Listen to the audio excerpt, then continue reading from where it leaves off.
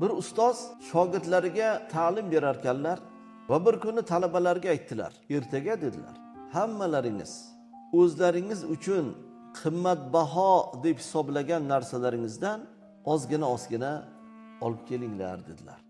Ertasi kuni talabalar olib kelishdi.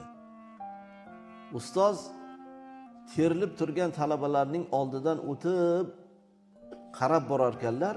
Kimnidir qo'lida ozgina oltin, kimnidir qo'lida ozgina kumush, bir talabaning qo'lida esa likopchada tuproq bor ekan. Ustoz qarabdilar-u, bu nima debdilar? Bu tuproq debdi bola. Bu tuproq sizning nazdingizda shunaqa bir qimmatbahomi? Ustoz, bu bebaho bu. Buni qayerdan oldingiz? Jannatdan oldim ustoz. Jannatni qayerdan topdingiz? Onajonimni bosgan izlardan olib kelyapman deb aytdi. Shunda ustoz aytgan ekanlarki, barakalloh. Imtihondan siz o'tdingiz. Imtihondan ko'zlangan maqsad asli mana shu edi. Yaqinda o'tgan hadislarimizning biri shu edi.